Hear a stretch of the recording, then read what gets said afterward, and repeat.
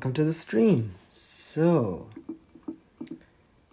today I have a lot of journals that just really need the finishing touches, basically.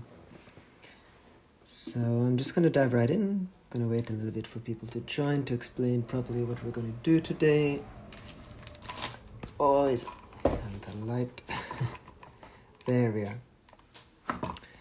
Alright, I'm just going to start painting, basically, and then we'll see when people are joining and so on. So as always, this is just a stream where everyone can participate and chat and everything. And yeah, I'm just going to be painting here on quite a few journals. This is the fantasy themed launch still. And welcome everyone to the stream. Welcome Rigo, welcome Frarangrun, welcome everyone to the stream. It's nice to have you here. Welcome Emma. So we managed again a Sunday live stream. I'm really glad about that. So let's see. What I wanted to do here is I just wanted to continue. So I want, okay, basically let's zoom in and there we are.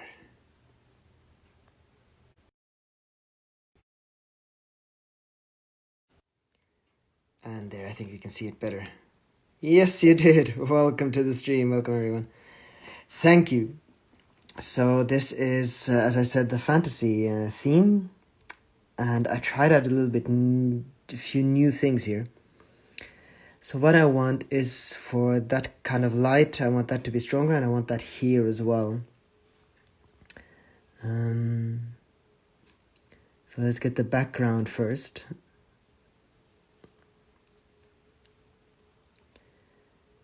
So yeah, this is fantasy, and I really noticed that the more things glow, the more fantasy-ish it kind of gets. And I have to say, it's been so much fun to create these glowing things. I'm probably going to try to sneak them into more normal paintings too. So I'm painting on, so what question is, what surface am I painting on? So I'm painting on wood. So these are, it's just a leather back, but the actual book is made of wood. And that's a really nice and easy surface to paint with in oil. So that's what I'm doing here. So right now I'm just making the little dots. This is a kind of a few different steps for this process. I want them to be a little bit yellowish as that too, so it's not too different, but I wanted the light to be, the background light to be the same as the flowers. A live stream about a stream. Absolutely.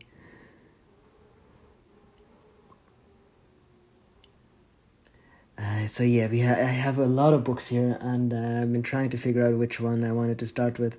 They're all almost finished. This is probably the one that's the least bit finished.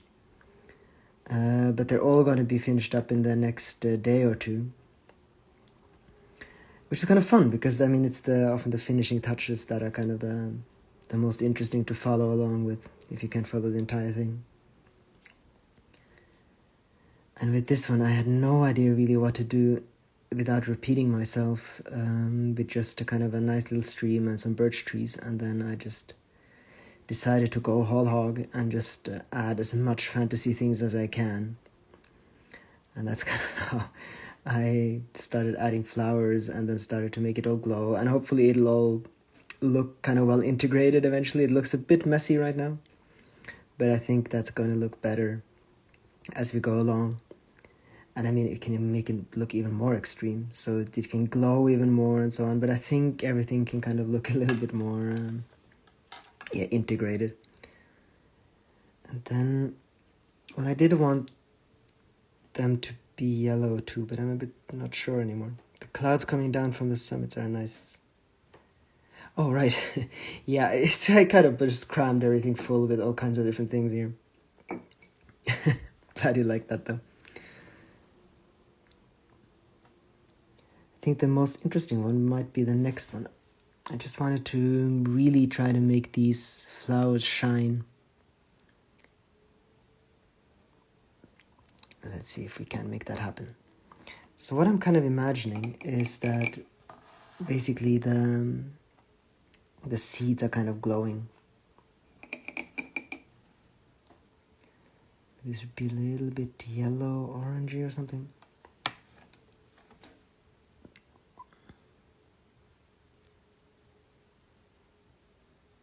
Yeah, I think that's kind of good. So I want them to be glowing and the wind to kind of take it into the sun here.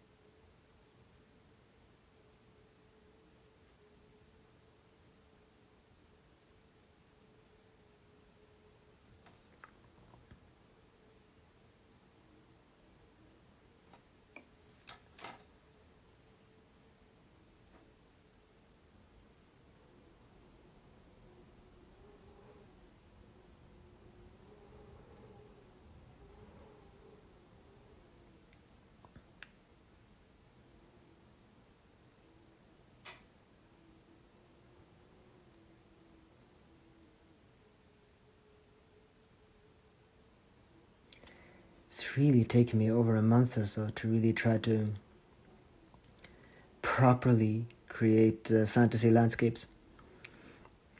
The first version of this book had no flowers, no glowing thing or anything. I just wanted to have kind of a little hobbit landscape. But I realized that that's what I always do.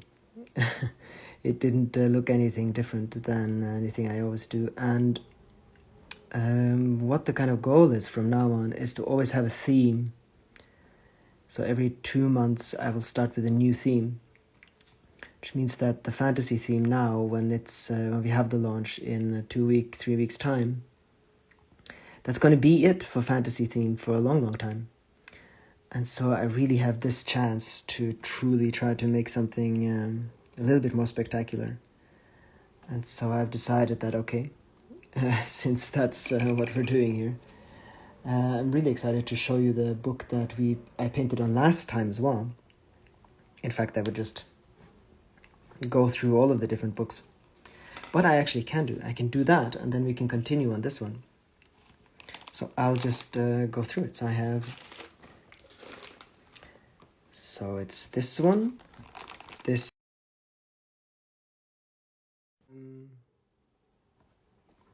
That's it. I think I'm back. Okay, I think I'm back here. So this is my, I need to remove this. My fire flower book. Then I have the one that we worked on, the first stream. Yeah, here I am again. And I changed that a bit as well, because as I said, I wanted this to be fantasy theme. And so I tried to figure out how could this book become a fantasy theme without just some special mountains. So what I decided here is that there are times when pine trees basically have seeds and they have dust that comes off of them, and just to make that glow. So yeah, like Rigo says, I added fairies and stuff. So I'm quite pleased with that one. I might do some finishing touches there as well, but it's quite close to finished. Then we have this one we did last time. Oh, that's good, Rigo. And that, it just needs to glow a little bit more, but it's basically finished. Then let's see, we have this one that we need to work on further. We did that in a live stream as well. That needs to glow a lot more, which can be fun to do. Then we have this one that we did last time. I haven't done any more work on that one. What I have done quite a bit more work on is this one, which now has a glowing flowering tree in the middle of it. And then I think I have the one which I am, let's see. Yeah, it's that. And then it is this one with our glowing tree that just needs to glow a bit more as well. And the background here needs to be done, but that's almost finished.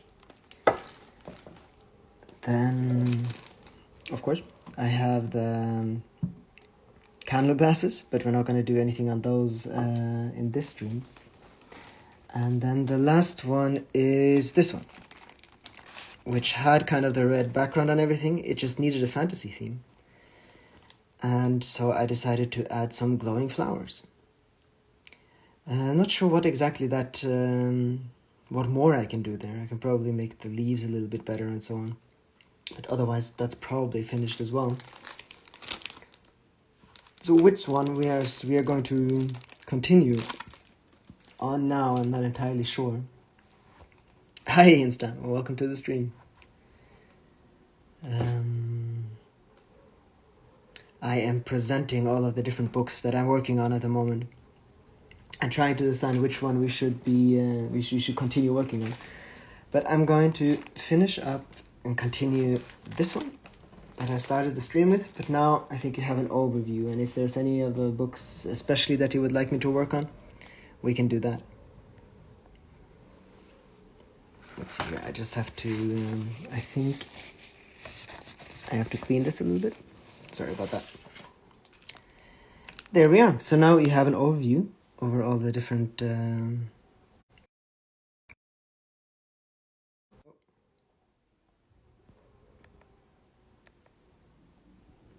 sorry, I'll be right.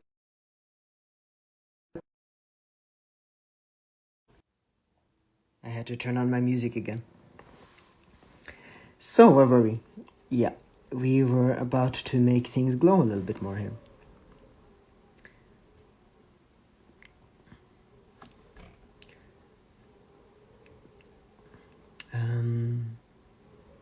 So if these come here as well, and they kind of join up with the ones from these flowers, that's kind of the effect that I was looking for. Thank you.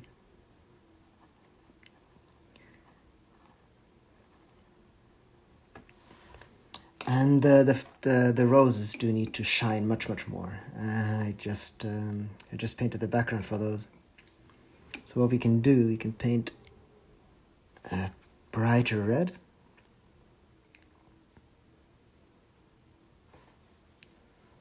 Oh, let's see here. Oh, this is not the right one for that.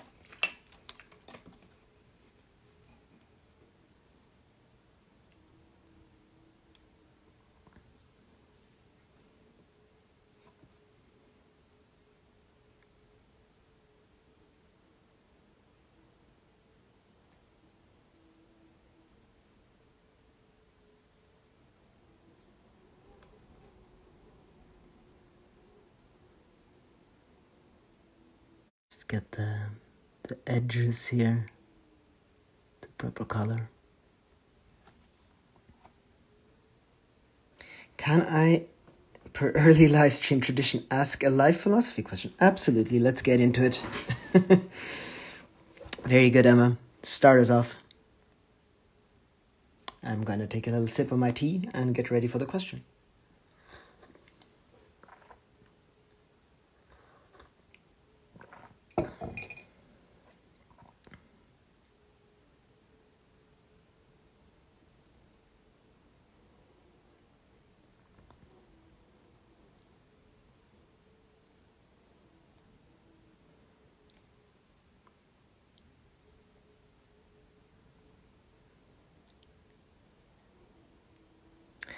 What's your experience with the coming and going of friendships? I'm 26, a limited experience with close friends suddenly disappearing. Any advice on dealing with this? I have a lot of experience with that. Since I've been moving around a lot and been going to 4 different universities at 5 or 6 different times and lived in different countries, I've had a lot of very close friendships. So I'm a bit into that's okay, Insta.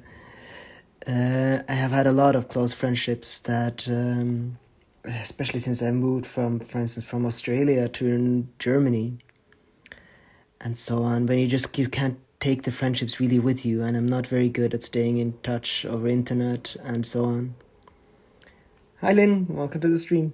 Nice to have you here. Just answering a philosophy question from Emma. The question is how I deal with kind of the coming and going of friendships, and as I understood it, kind of losing friends, and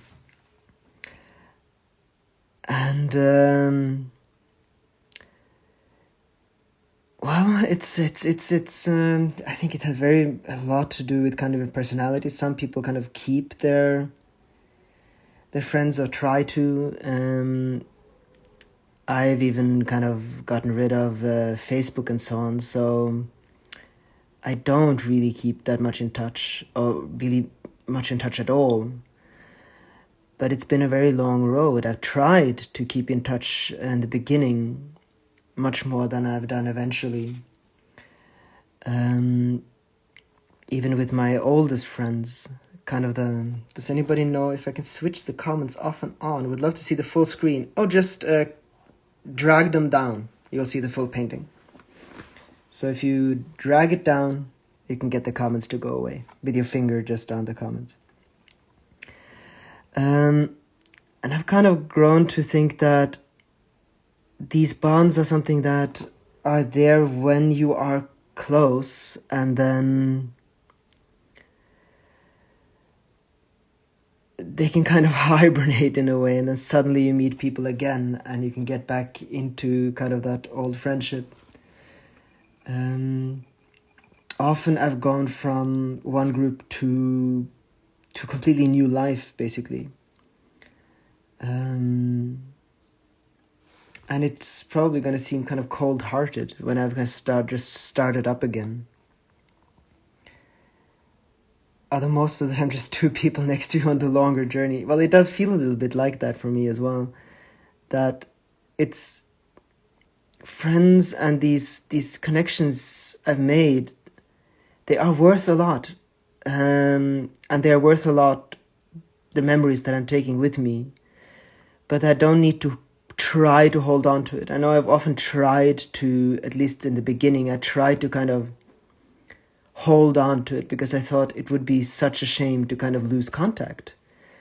And then we've tried to kind of write letters or write messages in Facebook or have kind of WhatsApp groups. But the true friendships and connections are there in the moment.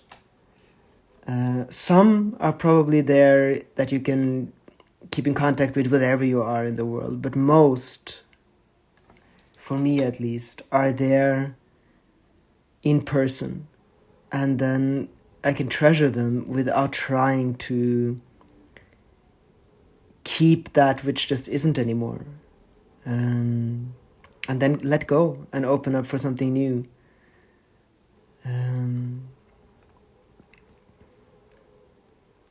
Yeah, here in Honduras, we have a saying that if a friend stays with for 7 years, it will be a friend for life. And I only have one friend like that. Yeah, it's I have a lot of people that if I saw them again, I am very sure that we would be right back where we kind of left off. But I've learned that trying to hold on to it, if it's not natural, if they're not there, if you're just not in the same life anymore, then it's not really, it doesn't give me anything at that time. Then it's better to let it go, and then if it's right, they'll come back at some point into your life.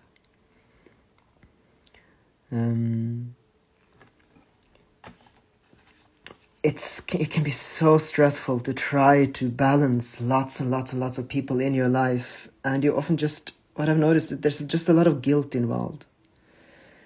Kind of, okay, I should talk to this person, I should let this person know that I still care, that I'm here. And I think everyone who knows me now knows how I work, that I am there when I'm there and when we meet, but not in the times in between. I need a lot of time for me and focus on my inner world, and then I paint, and when I'm outside, and when I'm not someone who likes to constantly kind of balance a lot of people. And I think in the beginning it's very natural to try to hold on to all of these things, but it just gets impossible when there's so many people that you've met and that you've had good friendships with. You have to let people go, and then they can drift back in at some point. It's about learning how to accept that every person that comes to your life is not there forever. Yeah, and life can take them away. It doesn't work. There are always comments in the way, even if I scroll them. Let's see, I'm gonna... Oh. Maybe someone has an idea about how to get away the comment field, so you can...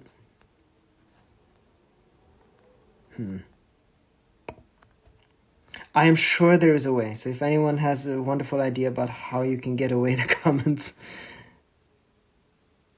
turn off.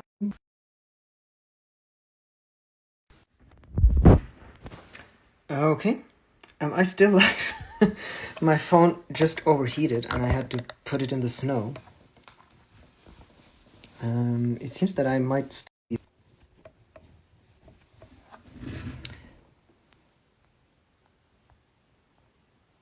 Did you guys actually see... Did you see me put you guys in the snow?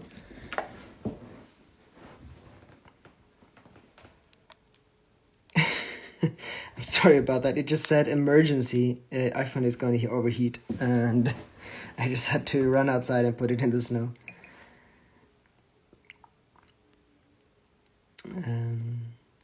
Thanks for that. In my case, it's a best friend relationship that just fell apart, even though we live really close by. That is actually a lot more difficult. I know I've had one of that myself. Just hold. I've turned the music on again. Hi, Susan. Welcome to the stream.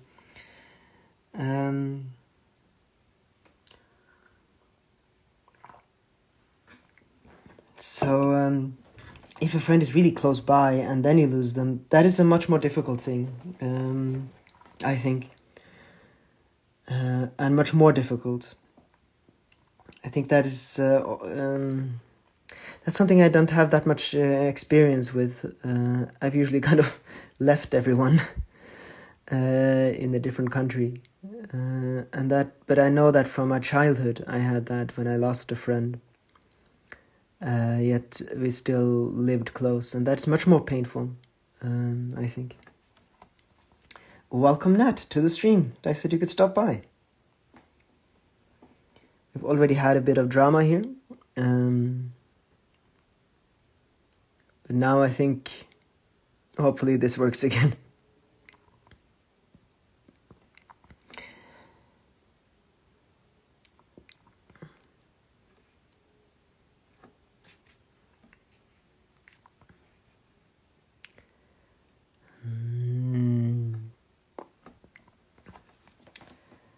Let's see. But it removed commenting altogether. Oh yes, remove commenting. I think that is the one. This painting is like a sweet fairy tale. Well, that is good. That is exactly what it's supposed to be. So I kind of just try to figure out how can I just make it truly over the top fantasy-ish. And I hope I managed it. I am, thank you, Ned. Yeah, I just really wanted an absolutely over-the-top fantasy book. And I have quite a few more of those. So let's actually... I'm just going to toggle through books quite often.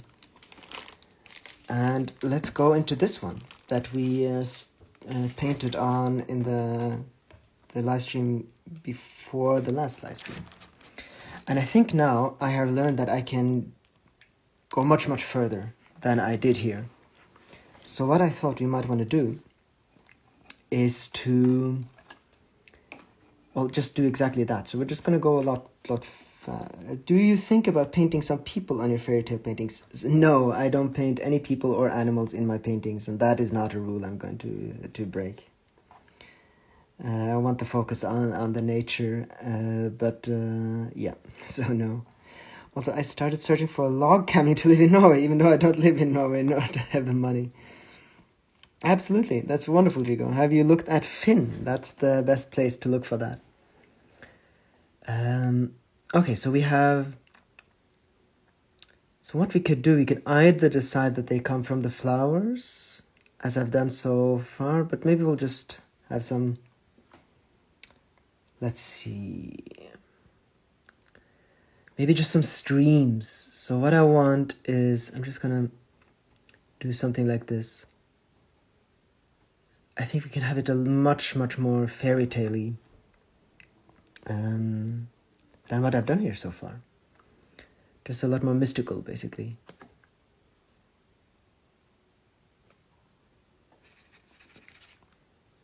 So let's see here. Welcome, Jessica, to the stream. And welcome everyone who's joining. So as this book is already very dry, it dries much, much faster here now. So I have to be a little bit careful and paint quickly enough so that it doesn't dry on me.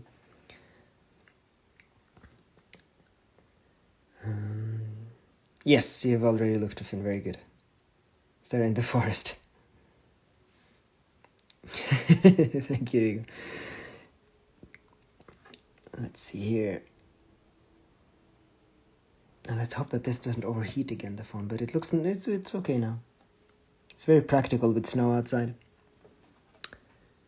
So what we could do is to kind of have it kind of swirl a little bit around here.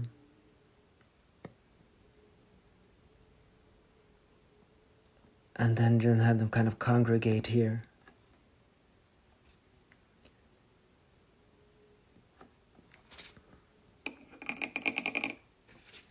And then I think the flowers can be a lot stronger too.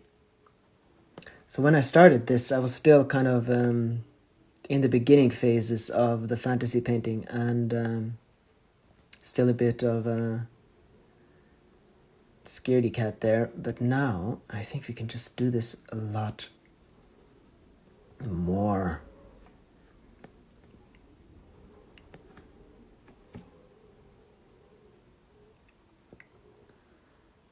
And the really great thing now is that the painting is dry, so I can paint over absolutely everything without being afraid of ruining it.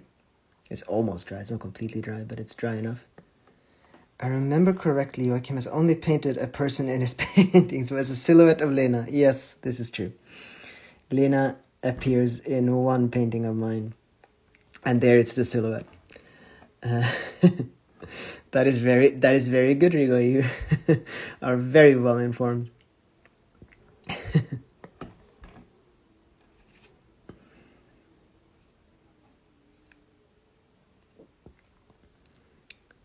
Let's see.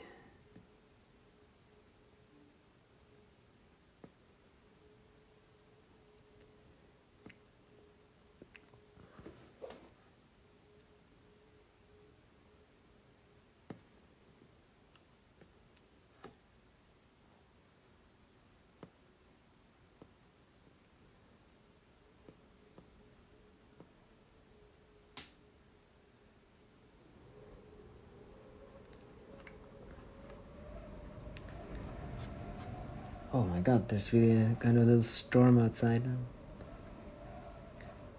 Not sure if you guys can hear that, probably not.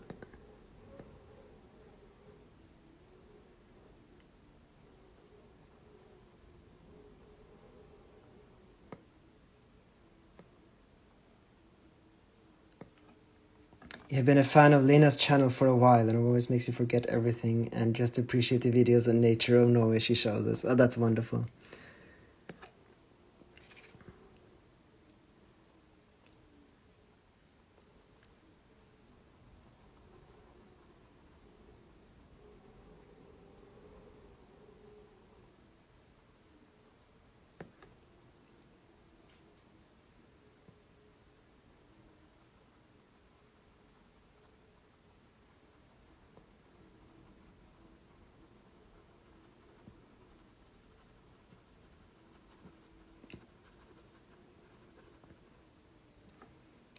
Oh yeah.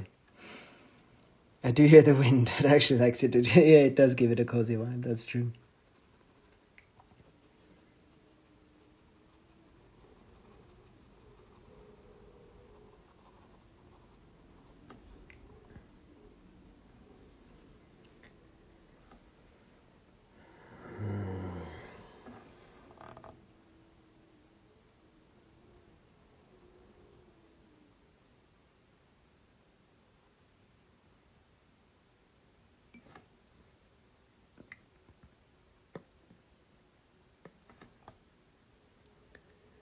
So what I want this to sparkle a lot more than it did. It was just kind of a few random little wisps, but I think we can have them interacting and it being much more lively here. These crocodile trees are really cool now that they're dry. Yeah, that's very good. And I think it's a good environment for these forest wisps. And we'll add a lot more. I kind of want... Let's see here. Can add a few more white little dots and then continue. Thank you, Andrew.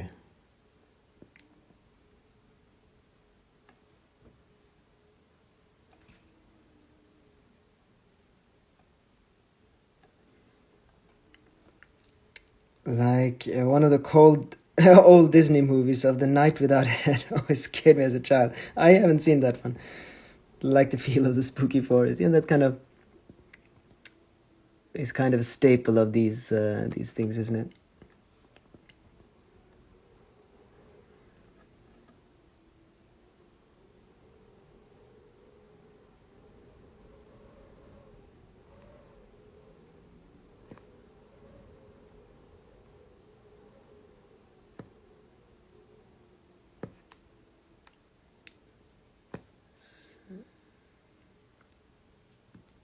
So just adding some white little dots and they can get stronger later.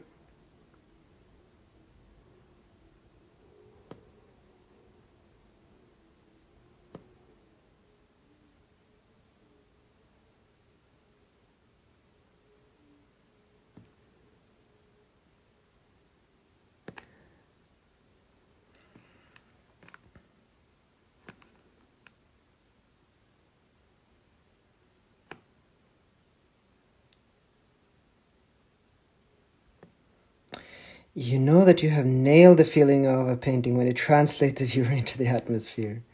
And you've done that with this for sure. So thank you. Fairy mist, absolutely. Let's see if this light is...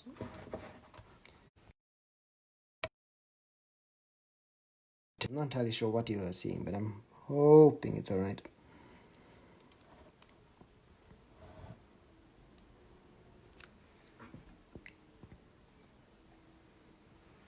And that it's the correct... Yeah, it is. It's all. I should probably just leave it. Let's see here.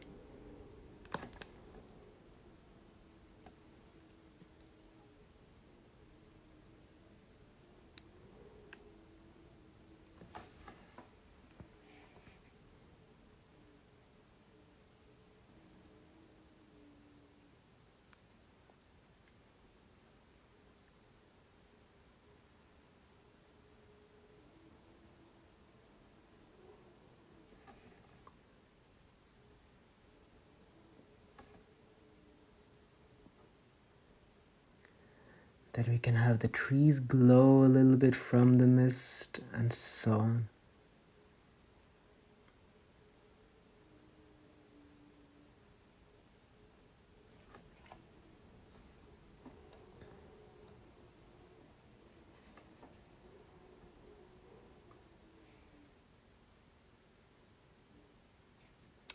Do you ever romanticize your paintings, or do they all give you a different feeling? Isn't that kind of the same question? I mean, they romanticize. I do have to be more specific. So they all usually give me kind of different different feelings as I go along. I don't have an idea beforehand of a feeling that I want to paint, if that's what you mean. They kind of, as I think you yourself notice, so when you look at it, it kind of gives you a certain feeling, and then I kind of go in that direction.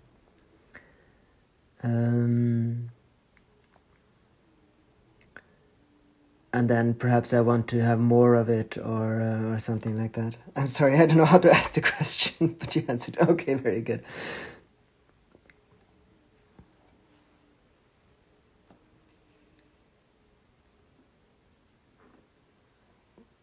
So here we have kind of fairy mist.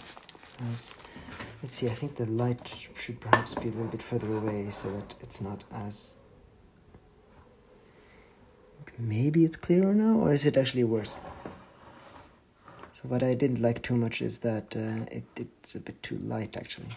You can't really see the glow that much. Maybe this is better, or let me know if that's much worse and I should have more light on it. Oh, I should have more light, otherwise I can't see it. Maybe something like this. I still haven't really nailed the lighting on these live streams. It's still all a little bit of a work in progress.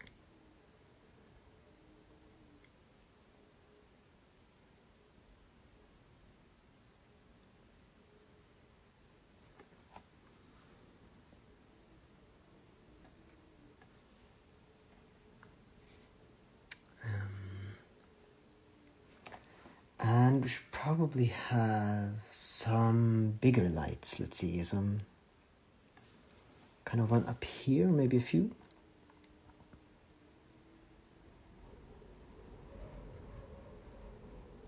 You can kind of get that three-dimensionality a bit if we have some bigger lights. So one there, we have one here, of course, and then we can have a bigger one. There. Something like this. Not related to this, but how often do you practice your pyrotechnic skills? Not enough at all. So I practiced, it's almost been a year ago now that I've actually properly practiced. I tried to learn how to juggle with 5 sticks, finally. I didn't yet.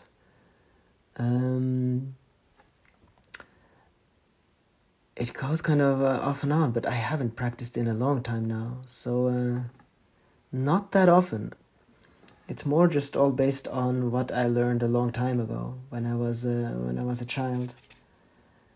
I have quite a few new things that I would like to learn, but there just never seems to be time for that. So hopefully a bit more soon, but it's been a while now.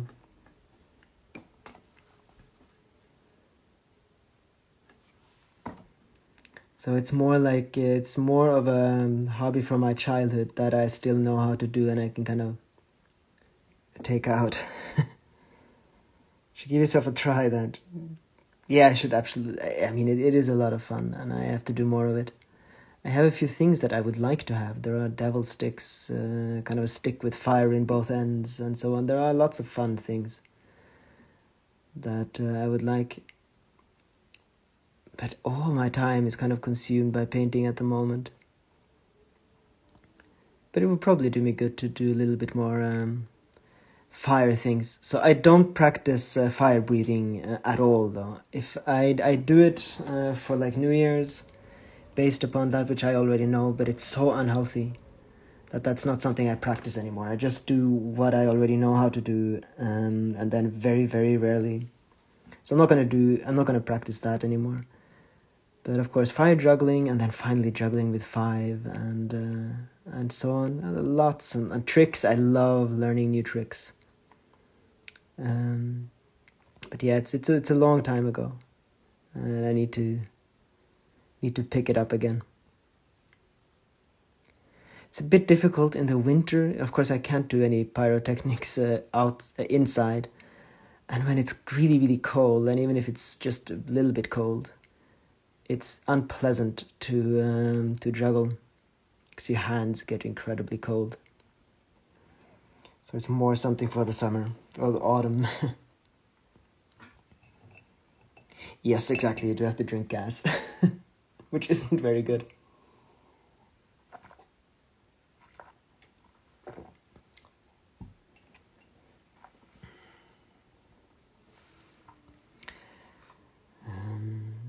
So there I think we have the fairy lights that I wanted in this forest.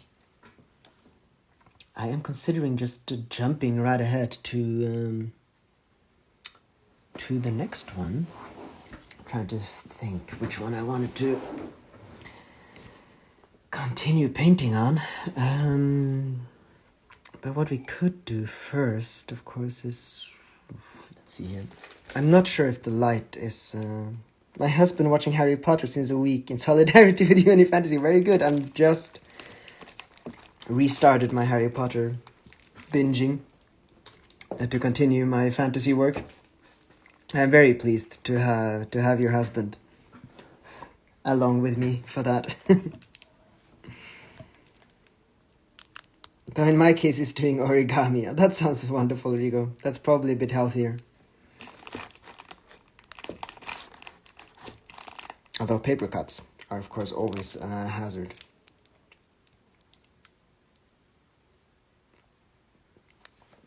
Let's see how the lighting is best here. Maybe something like this. Oh, I'm just shining the light in my own face here.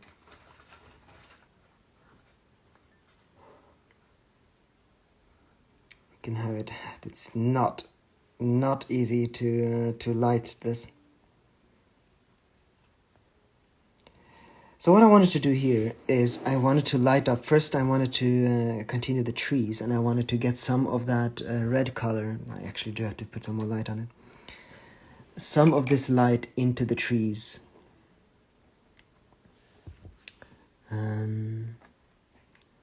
So let's see here. So I wanted the red light to touch the trees. And that kind of gets it into the painting more. I probably need my liner for that.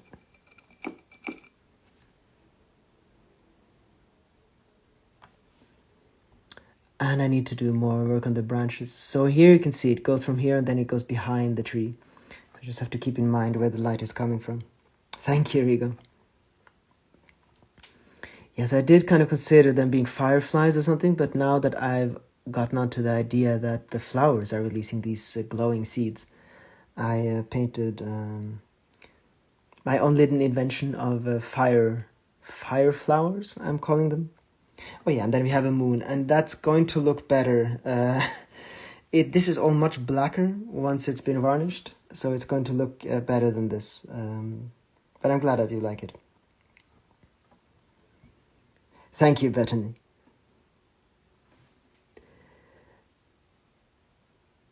And I think these highlights can look nice. So I'm just going to trace some lines here so that the tree is properly lit up. And then the river can be much more lit up too.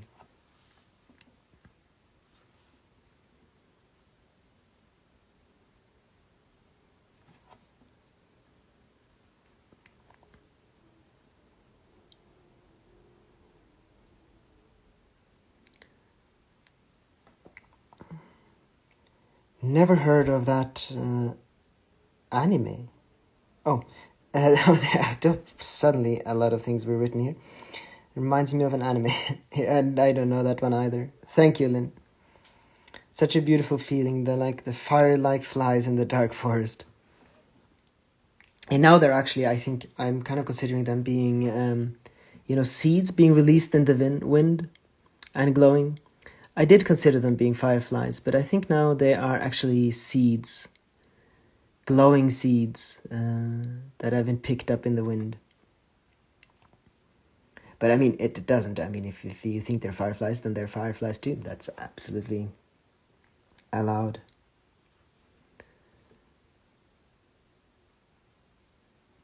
But someone did point out that as I'm claiming that I never paint animals, but fireflies obviously are animals. But now I have gone around that problem.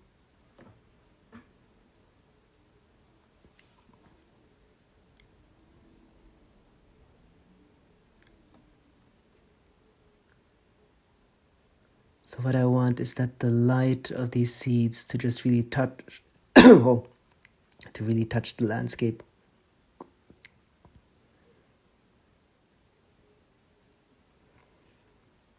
I like the seeds theory. Very good.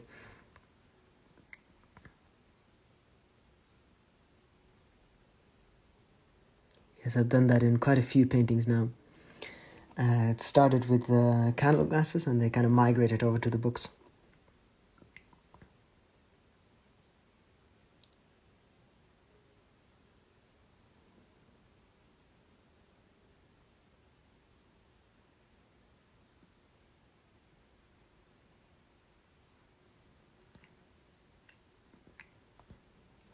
If you have some time, I recommend searching for this flower, Lycoris radiata. I will look radiate. That sounds interesting. Hello, Agata. Welcome to the stream. Related to the red ones on the bottom left? Yeah, I will absolutely look them up. Or perhaps you can send me a post in Instagram.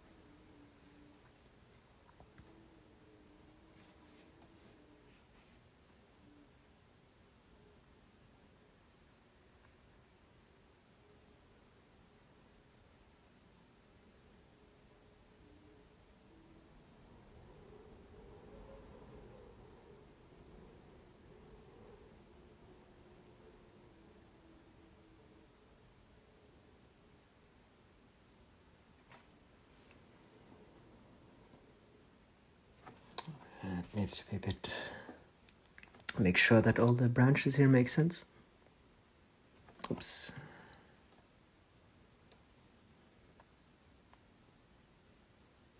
There we are.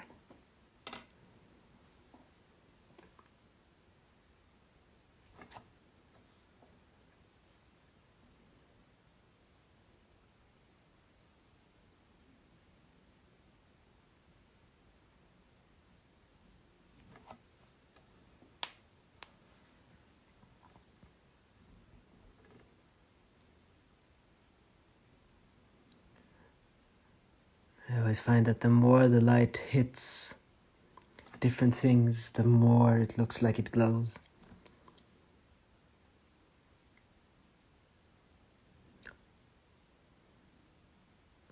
Always is probably not correct. I've only really been painting things that glow, except for the sun and stars, for like a week or two now. But I think even when the fantasy launch is finished, I am going to have to find reasons to make my paintings glow after that too, because it's just so much more fun than I ever thought it would be. So I'll have to figure out ways. I mean, the sun can hit some seeds and they can glow, and there are lots of different reasons for things to glow, and the water can have reflections. So I'll definitely have to try to figure out ways to keep this. And I mean, as I said, we're going to have themed launches from now on. And even if I have a water theme or something like that, I can still do fantasy things as long as they kind of have the other theme. So I'm interested to see where this kind of leads me, because it's just been such a joy to make these worlds here. Thank you, Susan. This brush really does wonders. I really love this. This is a thin liner, And it's just an amazing brush to use. It can just keep so much paint in it, and you can do so incredibly thin lines without having to dip it again and again and again. So find a proper liner is the key to do detail work. If you have your liner, you have a lot of the work already cut out for you.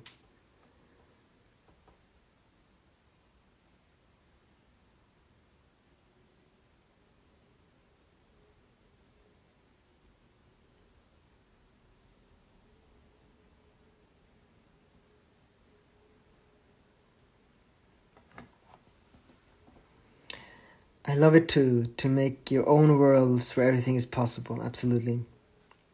How often do you take hikes out there to get more inspiration? Oh, quite often. We go skiing now, of course. So it can be anything from just a short little walk. I did a 5-6 hour trip here the other day up to the mountain. Right now I am painting a lot, and so I'm not on very many hikes just this week. But last one was about a week ago.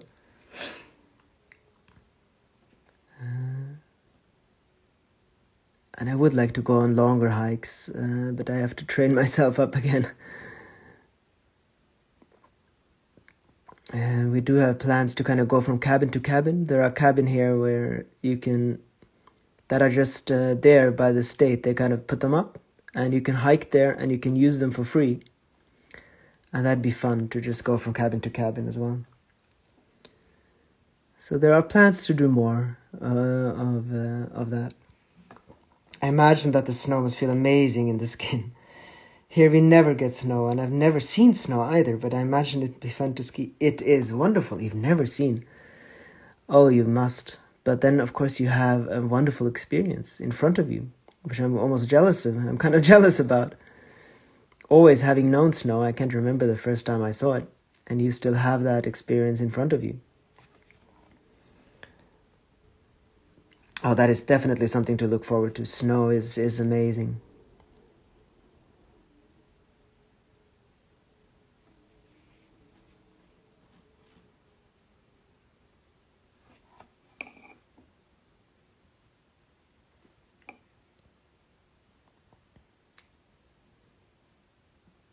I think we probably still have about two months of winter in front of us. But the sun is getting warmer, and now that you're up in the mountains, it's really just an incredibly wonderful skiing weather. As it gets warm, but it's still winter, and the sun is out much longer, and so on. In the middle of winter here, you just have a few hours of sunlight, so it's not that easy to go on long hikes because it gets dark right away. I've been saving money to go to Norway at least for a weekend and see snow. I don't care for other countries that get snow. I just want to experience it in Norway. Yeah, do keep that experience for the right time and the right country and the right. You can only fulfill that experience once for the first time. And just really overload the senses with this experience.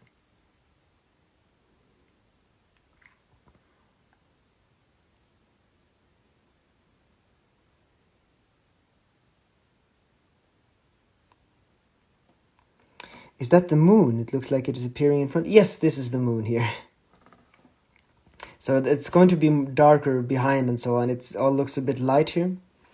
Once it's varnished, it's going to look a lot more black. I'm actually painting with a true black color here, but if it's not varnished, it still looks a bit opaque.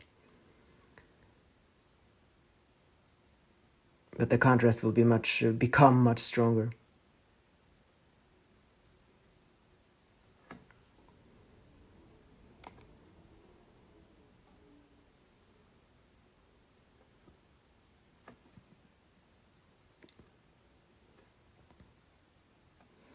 for instance, here there is actually a branch.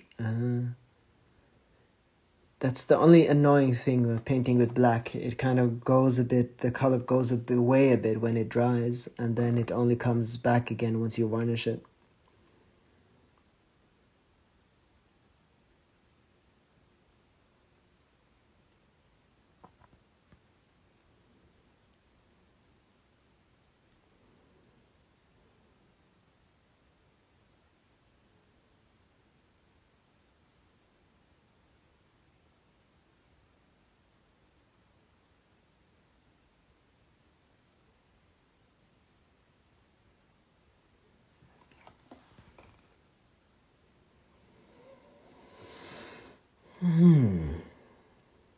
So the only thing that would be, we have a few more branches, and then it's work on the river. But I think I'm gonna have to do that in more daylight. It's kind of a finicky work. So I think we might head over to the next book.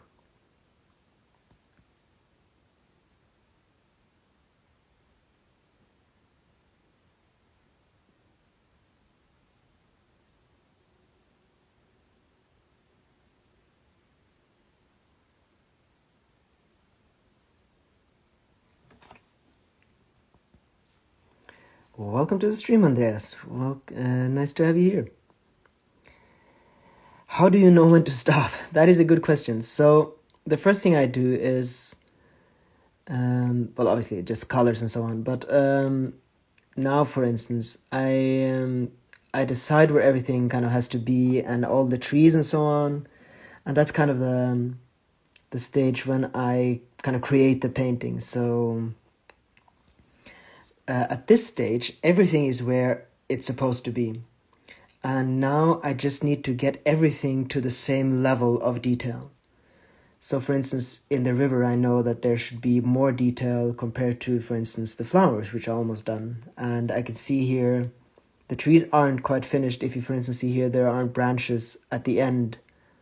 So a lot of the work now isn't creative anymore. It's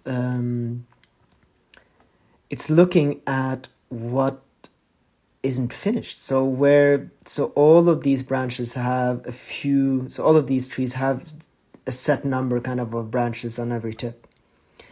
And they all need to have the same level of detail. So I just go around the entire painting and paint in that level of detail everywhere. And once everything has the same level of detail, then it's finished. Okay, I need to, because we have sun, summer all year round. Oh, right. I've been having experienced this for 27 years. Oh, yeah, you need to change them. So happy I managed to catch it live. I'm glad to have you here, Ambient. Where there are tons of snow, absolutely. Oh. But of course, in northern Norway, there is less snow than you'd think. There's actually more in mid-Norway, in the mountains. I mean, if you've never seen snow before, there's lots of snow in northern Norway.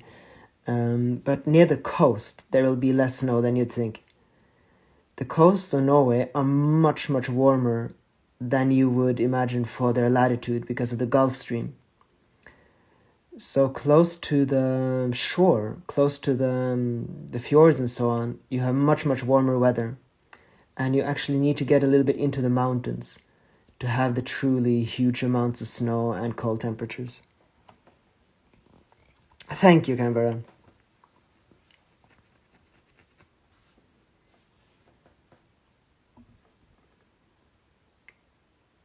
Yeah, it's taken me a long time to actually.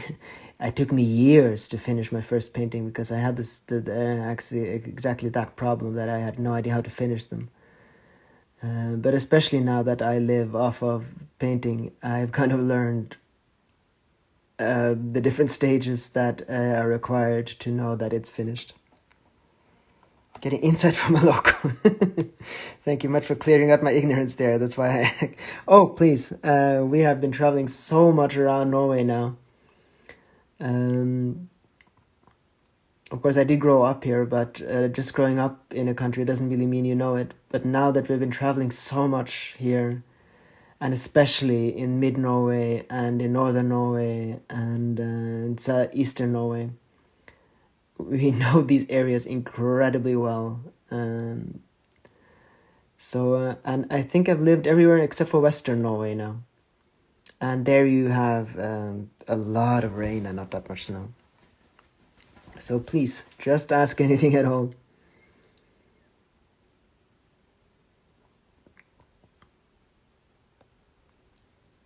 But yeah, you would get a shock if you moved to a fjord in Norway and you kind of thought you would have snow all winter. Because there it actually melts. The Gulf Stream is really what makes Norway habitable, and that makes the temperature very, very strange compared to the same latitude in other places. Mo i Rana is a place that caught my attention a lot when I was looking around Trondheim. Well, there you have the problem. It won't be as much snow or as cold as you probably imagine. Mo i Rana is a little bit up north. It is very much up north. It might not be on the top, but it is absolutely very far north. You will have midnight sun, incredible northern lights. It is very much in the middle of nowhere, and you can't really get anywhere because the distances are enormous. But we actually have it a lot colder. My old painting took more than a year, but I have to learn to work less with thick paint. Oh, right, the time took. Yes, Lynn, I know exactly what you mean. So, what I have learned to do is that I let it, often when I paint a layer, especially in the beginning, I will let the oil painting dry right away, and then I'll just leave it for a week maybe. Even though I could continue, just because I need if the first layers are actually completely properly dry, then the layers you paint after that will dry much, much quicker. And then you don't have a problem anymore. So for instance, the things that I'm painting on top of this now, they will dry really, really quickly. But that's because the layer underneath is dry. If the layer underneath isn't dry and you keep putting paint on top, it can take forever. The cool thing is that the cool time you've had with yourself while painting and feeling creatively, this is true, Rigo. But yeah, so it really depends on what you're looking for, Rigo. If it's kind of the thing that you see on Lena's videos, then it's probably more in the mountains than on the coast. Because the coasts of Norway are very, very, very different. Then we live quite far away from the coast, and we live up at the plateau at 600 meters above sea level, which is a lot in Norway. The tree line here is just maybe 150 meters above us, which means that we're right up at the tree line here, even though it's not that far up compared in the Alps and so on. I think the tree line is probably like 2,000 meters, but here it's really, really low. So you have a very particular kind of environment.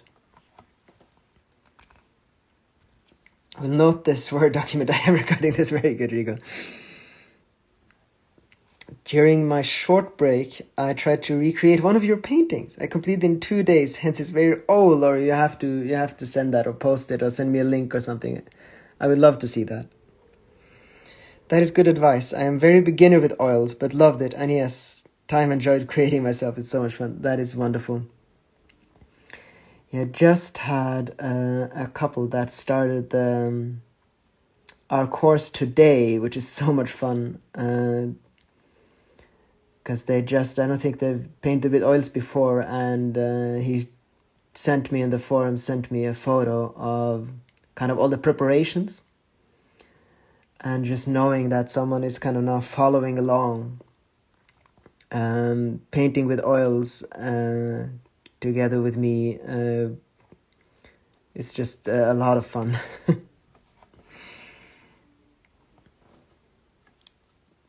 So I'm always so excited to see what's created there, and knowing that someone has just kind of started up the course.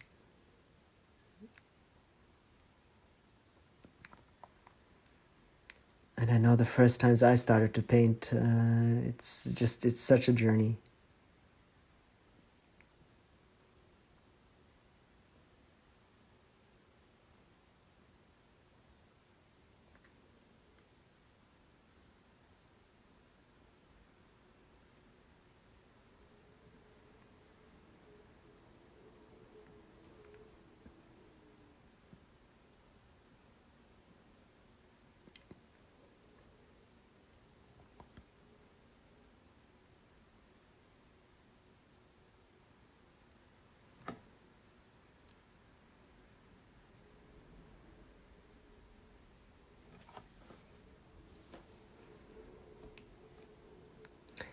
try to see what's where. Okay, so here we have the river, here we have... Is Oppdal a mountainous area or is it close to the coast? Oppdal means in Norwegian up the valley. I think it's one of the places in Norway where it snows the most, at least in mid-Norway. So it's close, much closer to the coast than we are, but it's quite far up. And I think it's a snow hole, basically, it's called in Norwegian. Meaning that all the rain that comes in from the coast and ends with the rain in Mo i Rana or in Trondheim turns into snow, but it stops. The clouds stop in Oppdal and all the snow comes down in Oppdal, basically. So if you want a lot of snow, as far as I know, Oppdal is one of those places that can where it just dumps snow. You can have like 1 meter or 2 meters of snow just come in like 24 hours. Yeah, that's kind of the thing in Norway, because a lot of rain comes in from the Atlantic Ocean. The mountains that are there, they will stop it. So we don't get that much snow. Basically, the snow that we would get, it ends in Oppdal. So a lot of the snow that we would usually get, it basically the mountains behind Oppdal stops it, and it just dumps it there. Now I just need to save the money and a job and a place there to live. Absolutely. Yeah, so you need to find a snow hole. There are places like that. Oppdal is definitely one of them, as far as I know, and I have heard about ridiculous amounts of snow just being dumped.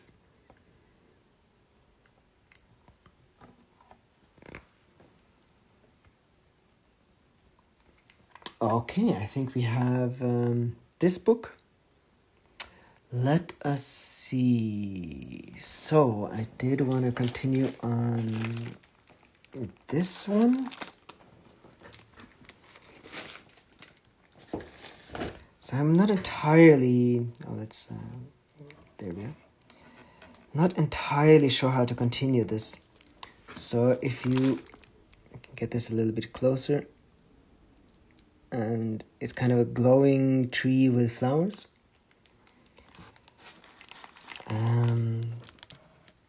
What I did think about doing is to add a few more either stars or different planets or something like that up there. Make it a little bit more fantasy-ish. And I think I'm going to do that first. And then I was thinking of doing the same thing with kind of a glowing kind of little spray going up here. But I've done that so much now, so maybe not. And perhaps I just wanted to add some pine trees. Add a landscape here, add lots of trees and so on. Basically, my dream is to find a job, try my best to become a firefighter in Norway. I know it's hard, but I'll give it my best shot and then find a log cabin. Very good. A golden tree, maybe some leaves that are blown away in the wind. Yes, something like that is exactly something like that I thought too, that it kind of goes up here. I think actually, Rigo, firefighter is one of the things, as you'll see that pretty quickly, that yes, in the city, maybe they have enough people, but in the countryside, there are not enough people at all. And jobs like that, jobs that you definitely need, you just have to have firefighters, is a lot easier to get and to do in places like that. So if you find your proper place, you could probably do that much easier than you might think, because they desperately need people, because people in Norway, as most places, are leaving the countryside for the city. So young people that want to do jobs that are needed are in desperate need. There are just a lot of old people that are now going out of the job force, basically. So that is a dream that is probably a lot easier to fulfill than you might think. And I mean, Mo i Rana, of course, if you'd wanted to go to northern Norway, they have a lot of benefits if you want to live there. So if you're Norwegian, for instance, and you have a student loan, they'll take away like 10% a year until you don't have a student loan anymore if you want to live up in northern Norway. So they are completely desperate for people. That there are more and more different ways to try to attract people. Actually, the influx of Ukrainians now have been a blessing for quite a lot of small places in Norway. And I mean, if you want to do a job like that, don't think that that doesn't need to be that difficult at all. Many places will welcome you with open arms. And they can, especially in northern Norway, they'll probably help you get the job. They'll help you find an apartment.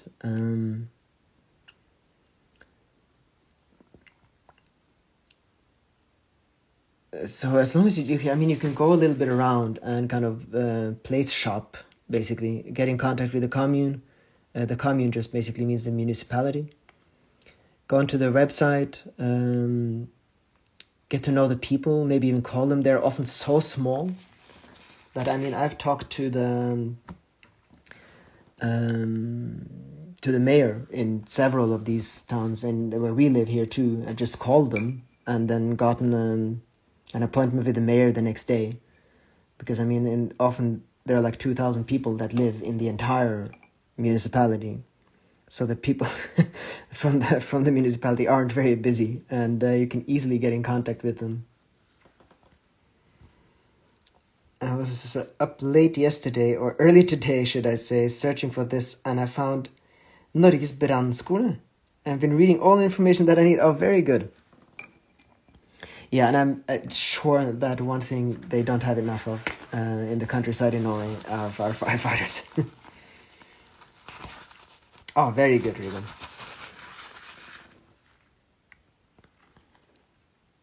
And of course, you don't need to be fluent in Norwegian. Everyone here speaks English. So you'll get very far with that too. Don't think that you have to learn perfect Norwegian before you come. It's not necessary. Did you study arts in the university? No, I studied political science in university.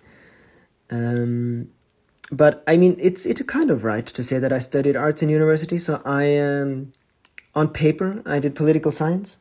But what I actually was doing is that the money that I got for studying political science, I used so that I could live, and mostly I painted. So in a way, I just studied on my own. But I had university free time to paint a lot. I think that's the right way of doing it, saying it. But no, I haven't studied art. I'm self-taught. Or as anyone who's self-taught today, YouTube taught me.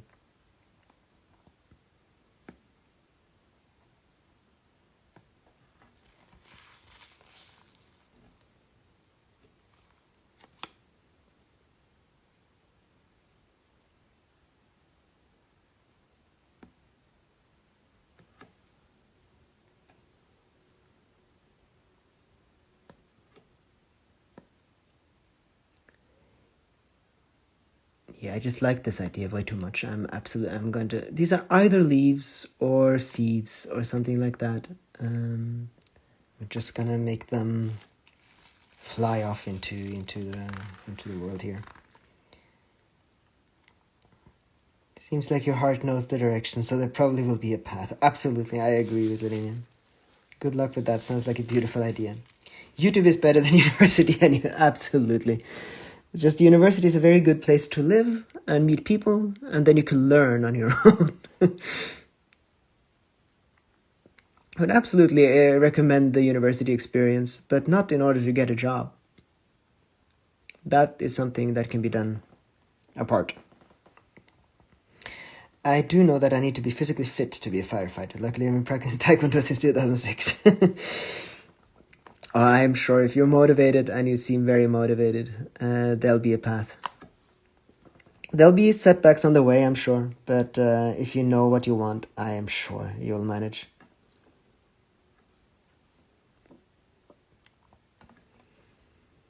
or vacation in Norway and marry a Norwegian. I mean, there are lots of different opportunities and ways to do this. But I mean, if you want to live in northern Norway and be a firefighter, I think you've already chosen one of the easier ways of becoming a Norwegian citizen. That's where they would like you to live, basically. So it's always a topic in Norway. How do you get more people to live in northern Norway? It's just an endless, or in the small municipalities. It's one of the big topics here. I studied art in university for 15 years and I don't know anything. I don't recommend it at all. I'm sorry, I mean, I am sure you learned a lot more. And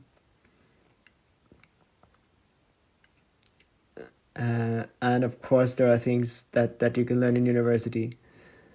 But I think that's with a lot of things that if you're motivated, you can learn things on your own. But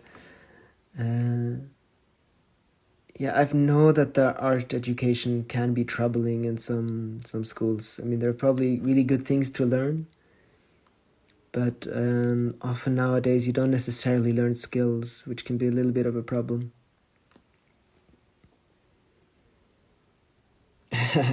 Hundreds of Joachim's words. University is not necessary for a job. I was studying systems engineering and dropped out at 50 credits because it wasn't for me. Yeah, I actually think I have more credits than I needed for a bachelor, but it would be the most awful thing for me to work with what I studied. But I could not have become a painter if I had a job on the side. I know there are people that can, but I know whenever I worked, for instance, in kindergartens to earn money, which is something you can do in Norway without an education. I did not have the energy to paint. So I really needed the freedom that I got from studying in order to learn painting. Doing something to drain energy, kind of like sled ski. I'm an active person. Well, that you can absolutely do here. Do all Norwegians know how to ski? So that's often kind of said, but I suppose people in the city, there are plenty of Norwegians that don't know how to ski. But if you're in the countryside, I mean, the schools will take everyone out to ski, and I don't think there is anyone who's grown up on the countryside in Norway who doesn't know how to ski. But I am sure that there are Norwegians in the city that don't know how to ski. But yeah, in the countryside, I mean, you can't go outside into the forest for 6 months a year if you can't ski. There's no way. If there's a meter or two of snow outside, you just can't get through without skiing. So yeah, everyone knows how to ski here in the countryside. Norwegians are born with skis on their feet. Yes, they were, but not in the city, not anymore. I learned a lot from YouTube and on my own, yes, because there are only elder teachers that don't want us to experiment with new techniques, for example. Oh, right, yeah. Sometimes you need to try something and fail to find your right track in life, absolutely. And sometimes you just need that breathing space. So I know I've been incredibly privileged that I could... I was allowed to study at the university. The state, I took a loan from the state. Everyone in Norway can do that. They do still have to pay it back. But I just got this breathing room where no one bothered me. And I could paint and claim to be studying.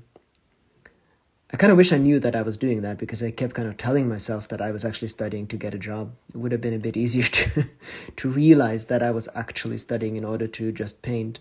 It would have saved me a lot of heartache.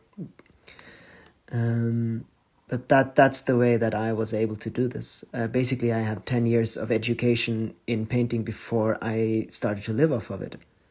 But that was thanks to studying something else and just not having to work. You're the kind of person I needed to find and talk about this stuff. Feels very pleasant to have conversations with you. Thank you, Rigo. I appreciate that.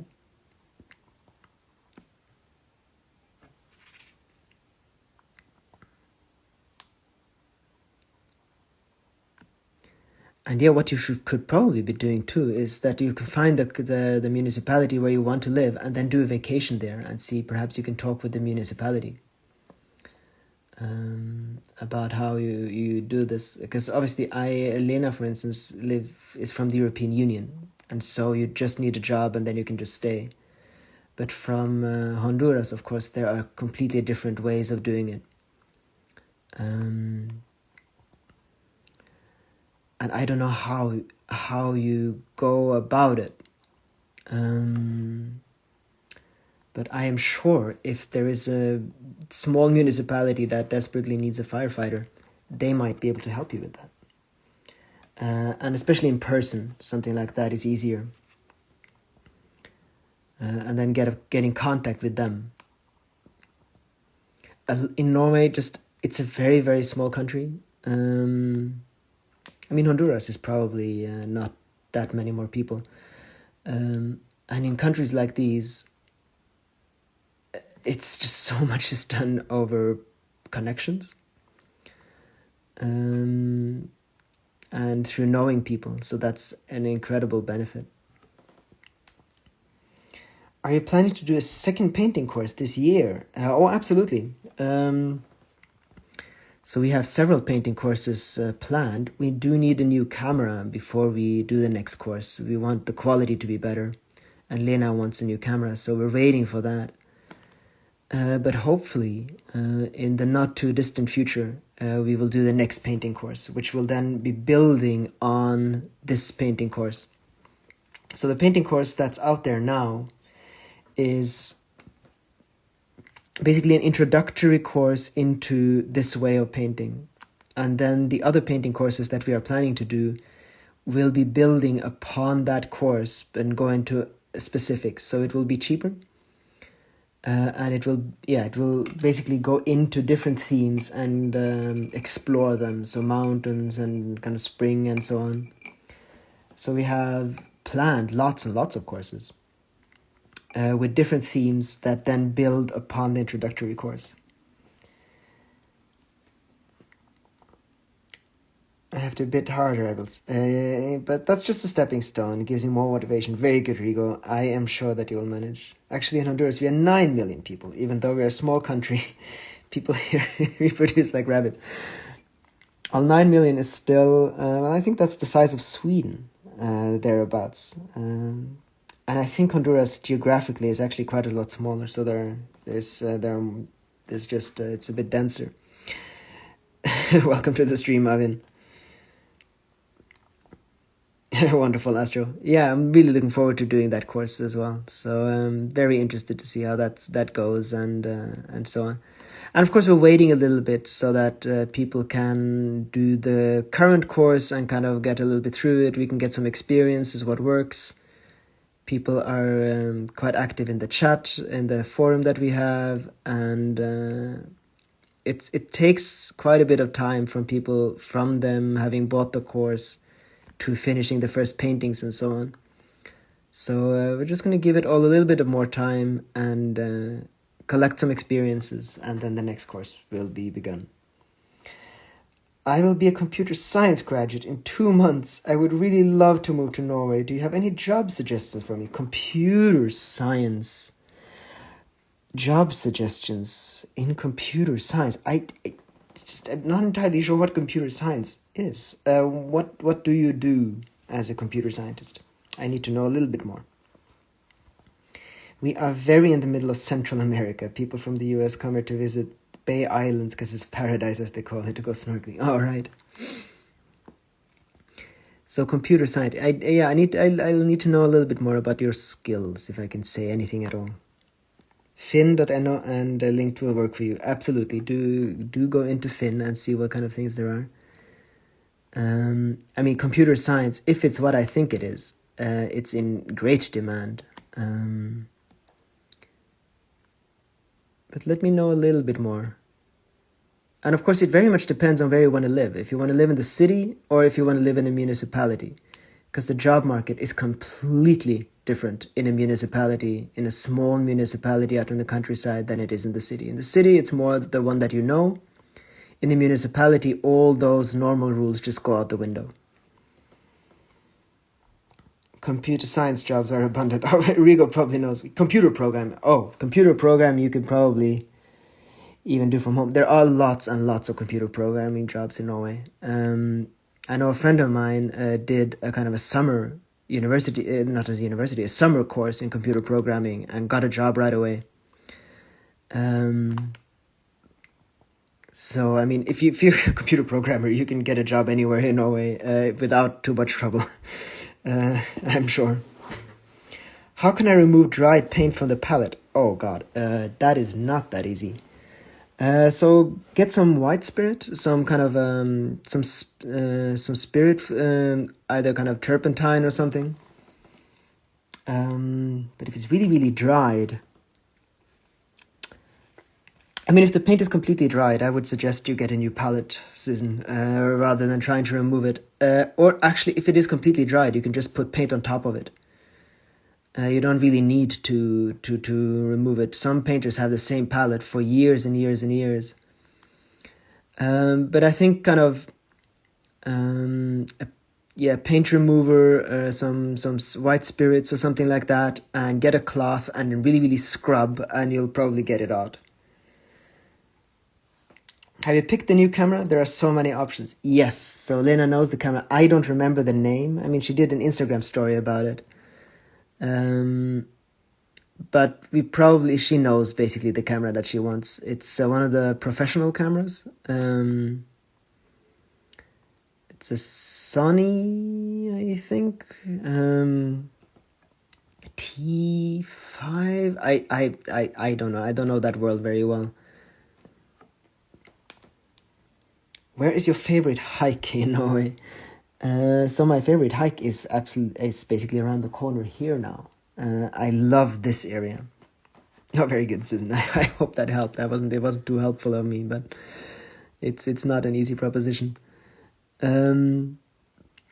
Susan is doing our painting course as well and is very active in our forums. So I hope that you get your paint off the palette. I just love this area. It's not too steep, but you can still get above the tree line pretty quickly, and you have an incredible view. I think this area, apart from Finnmark all the way up in northern Norway, it's the only kind of large, almost flat tundra-ish area. Not tundra, but it's a huge highland basically. So you just have wide areas. You can look for miles and miles. So I just really, really love this area. That summit looks like something I tried to climb. Oh god, I think that would be quite dangerous. I'm not sure I will allow that, Rigo. You might be a firefighter, but that sounds dangerous. So I love the area here. It's a Femund area. And we still have a lot more to explore, but I'm sure that my favorite hikes already is found here. Now I'm painting with you. Oh, wonderful, Susan. By the way, have you encountered a moose here in Norway? Rigo, if you only knew what kind of a question that is in Norway, you can't really turn a corner here for moose. There are plenty of moose. Actually, the farm next door, she's a person there is watching it, and she's opened up a few hay bales. So I think one day there were like 18 moose there. There are an enormous amount of moose in Norway, and you'll see them quite often. And we've seen dozens of moose already this winter.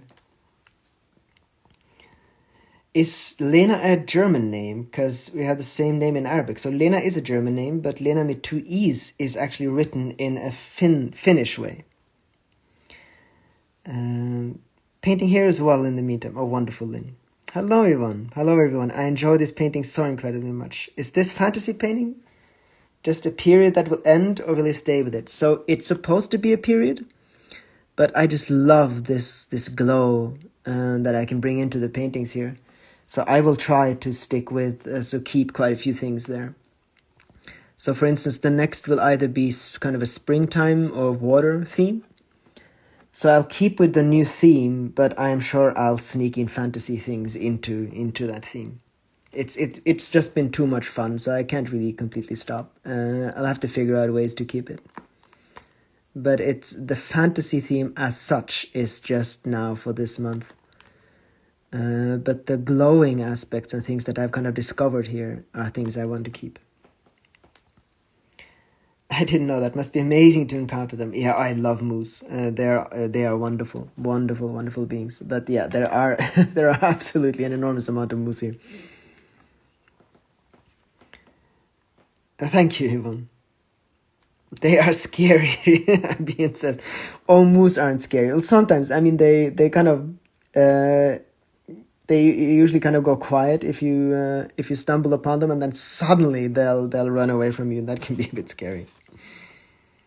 A golden tree and the wind are coming alive. Oh, absolutely. Yeah, that was the right decision. I just love this effect. And maybe we can make it even a bit lighter. Actually, I think. I imagine that moose there must be like cows in my town. Cows are everywhere, eating grass in all places. Well, they're actually a lot more shy than cows, though. Moose are very shy, and they're forest creatures. So they're not necessarily out on meadows. They're not necessarily out eating grass. They're very sneaky. They're huge, but they can hide really, really well behind a little tree stem or something like that. So they're quite sneaky, but there are a lot of them, and you'll kind of see them off into the forest. So they're still quite a mystical animal, although you see quite a few of them. They still have something wonderfully mystical about them, because they're very much forest animals, and so not like deer. They're not a grassland animal.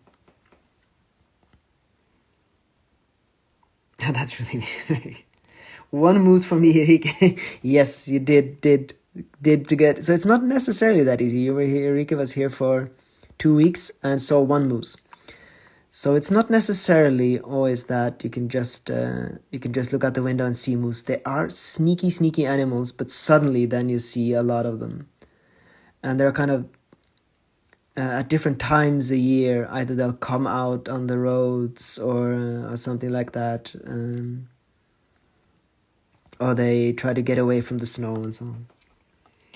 Oh, are they really that big? Oh yeah, they can weigh up to a ton. Maybe I can't picture in my mind yet. Oh, moose are huge, and they have enormous legs to go through the deep snow. They are much bigger than cows.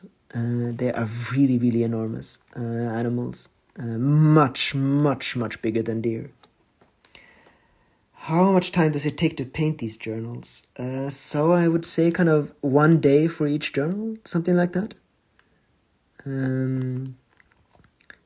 So I paint on a lot of things at the same time, so it's always difficult to say exactly how much time one thing takes, but I think maybe 1 day, 1 day's work is a journal, I would say. Are they aggressive? I see many TikTok videos that they want to attack. So, as with anything, the internet is full of shark attack videos, but almost no shark ever attack humans. And it's the same with moose. No, they are not aggressive at all. They are incredibly peaceful animals. And there are so many millions of people in the world that, of course, you're going to have videos of animals attacking. You're going to have videos of anything that can happen. But there are almost no incidents where moose attack people in Norway, even though there are an enormous amount of them. So you should not be afraid of moose. They are not aggressive. I had the same question. Yeah, it's no, moose are not aggressive. Of course, there are videos that they attack, but the internet is such a big place that there are videos of anything. Anything that can attack you and has attacked at some point, there will be a video. Exactly, my favorite animal in the world by huge margin is the white shark, but people create next killing machines. Yes, exactly. They basically don't want to kill people. If it happens, it's an accident. And so I'm talking about sharks.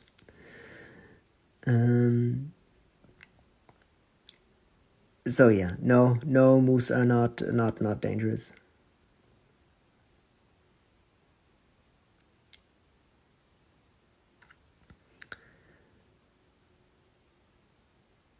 And as with anything, if you're afraid in the forest, just start to whistle and make noise and they'll all run away. All the wild animals are going to be more scared of you than you are of them, and they just need to know where you are. One bucket list of mine is going cage diving with white sharks. Hope I can fulfill that dream of mine too. I am sure you will. Although I don't think there are many white sharks in Norway though, so you'll probably have to do that before you get here.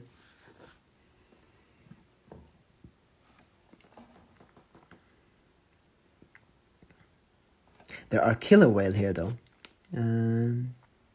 Lots of different whales. We really want to do kind of whale safaris and get to see a little bit more of that aspect of the nature here.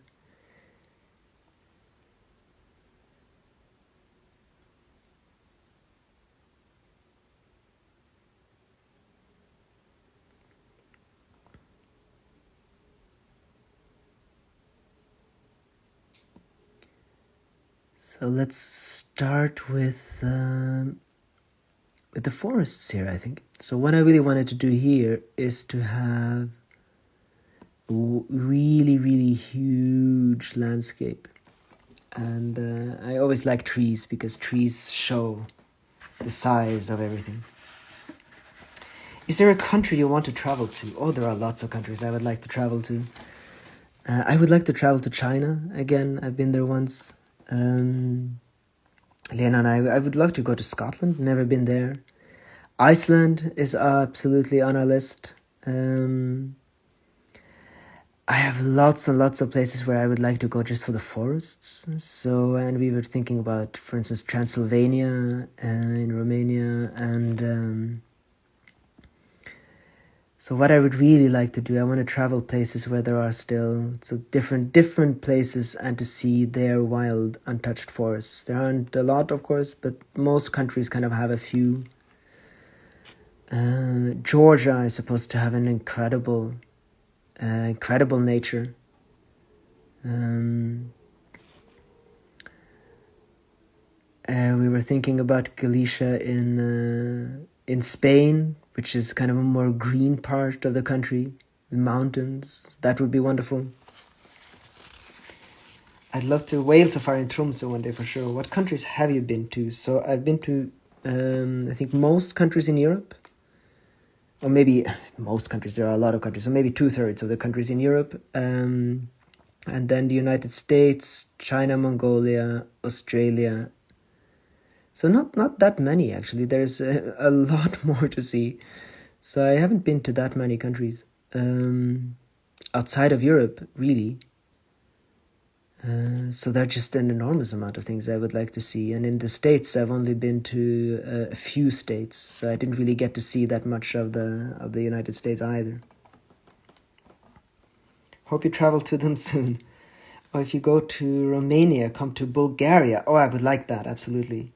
There's so many mountains and forests that are beautiful too. Oh yeah, I think Eastern Europe, just in general, has more forests than Western Europe, which is just completely farmed to oblivion.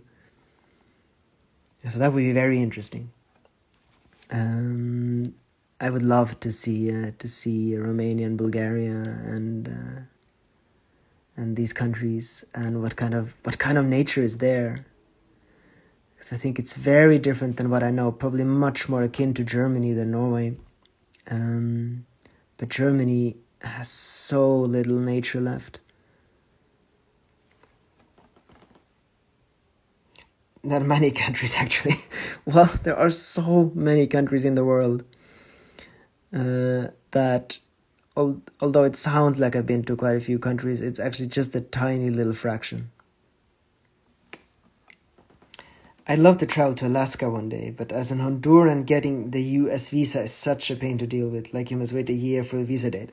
Well, then the thing to do is to become a Norwegian citizen, and then you can travel much easier. I think the thing is to get that Norwegian passport first. then you should have no problem. Yosemite Park should be amazing. I haven't been there, just so many films. I have too, yeah. And of course, Yellowstone. And to Hungary. Oh, of course, Susan. Absolutely. Hungary should be incredibly interesting. As far as I understand, that's one of the only kind of, I'm not sure steppes, it might just be farms now, but it's kind of more grasslands. As I mean, the Magyars, the horse steppe people, settled in Hungary. I'm just imagining, and I've heard that Hungary is kind of, I think because of the geography, the environment is very, very unique and very different than a lot of other places in Europe. So it would be incredibly interesting to see that. So I can't decide whether to come back to Norway this summer or to visit Iceland. I love Norway so much. Oh yeah, well, Iceland should be amazing. Too very, very different actually from Norway. I haven't been to Iceland, so it's not something I can say. Elena has been to Iceland and really, really wants to go back and show me that. Not related, but what kind of boots do you recommend? I don't have a brand that I can recommend. I recommend boots that go quite far up so that you don't get snow into them, and that are very, very warm.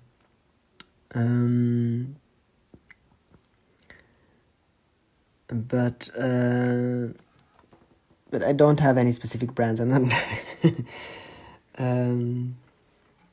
So I use so kind of how I'm not sure the best way to describe it. That kind of go up to your ankle. That I would absolutely recommend, both for the warmth and just for the pain of not getting snow into them constantly. And I would love to see Ireland. It should be one of the most fairy tale places, look like places. Yeah, I would love to see Ireland too. That is true.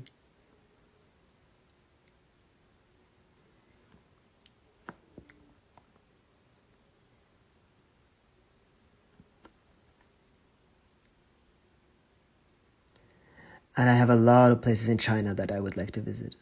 Mountains and nature and so on. It's China, there might be a lot of people there, but they're very concentrated. So I think there are places where there are less people. But with the situation going on right now, it's not sure when I get the chance. I've seen some boots from from mammoths. No. But you probably are talking about a brand. I don't know about brands at all, so I can't really help you much there. I would recommend them being waterproof. Norway is a very, very waterlogged place. There is just an enormous amount of marshes and a very, very wet place. So they should absolutely be waterproof.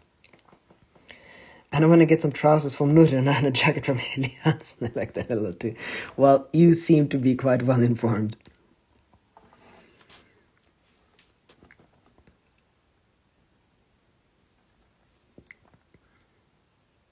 And I mean, you're from Honduras. You might want to, I can absolutely recommend, I really, really love my heated.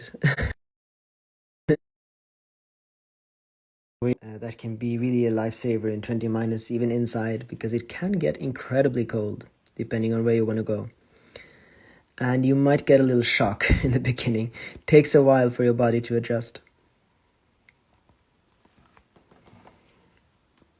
It's so much unpredictable and rainy the weather is. Yeah. Japan feels like a different planet. I really want to go there too. Yes, it absolutely does. So I would be very interested in visiting Japan. And absolutely, it just feels like a completely different planet. In some ways, I think it's kind of more different even than China, even though it's more Western in some aspects. I think it's they have really very, very much preserved their own way of doing things. And I think the nature is very different, different as well. I mean, being an island on the opposite side of the world kind of does that. And I remember the nature in Australia. I mean, that's of course incredibly different. You just have this strange feeling of everything being completely upside down. And what I do remember in China and in Mongolia too. It's just a lot of the things, especially in northern China, which I really, really love. It around Harbin, it's all the way up in northern China, the absolutely northernmost part where it really gets ice cold in the winter as well. So they have very much the same nature. It's just that everything is so far away that all the trees and everything, although there are birches and everything like that, they are different kinds. And they look odd. Everything is kind of the same, but still looks off. It kind of just looks different. And it's a lovely experience to be on the same latitude, but in a completely, completely different part of the world. It does something really funny with your head. Trying to train my body to cold weather by doing cold showers a lot lately. But I'm sure when I visit Norway, even my hair will feel cold. Well, in the beginning, yes, it does. Nature and city both are incredible there. Yeah, that should be really interesting. So I remember coming from Australia in 35 plus to 20 minus a winter in Norway. And that was quite of a shocking experience. Your body, it really does adjust, and it gets easier. But it also means that it has to adjust. So it's really a shock for the body at first. Drammen seems to be in the middle of a lot of trees, right? What? Drammen? No, not at all. Drammen is one of the dreariest places in Norway. It used to be an industrial place. It's outside of Oslo, and it used to be kind of an industrial place, and it's basically known for being ugly. Although it's much better now, and they've done a lot of good work there. But it's one of the least wild areas of Norway. So no, that I would not recommend Drammen to anyone. It's an old industrial area, and there's really, I'm so sorry to everyone who lives in Drammen, but I think they would probably agree with me that it's I mean, there's not really anything special about Drammen. So don't go there at first. That should not be your first experience of Norway. I'm learning too much from asking you. Thank you for your patience. Oh, I'm happy to answer. It's fun to introduce you to the place.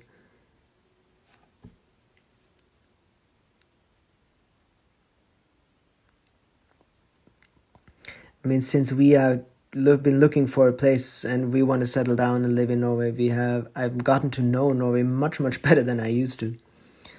Having grown up in Norway, but always vacationing outside of Norway and going to Germany where we had family, and France and so on, I didn't really know Norway very well.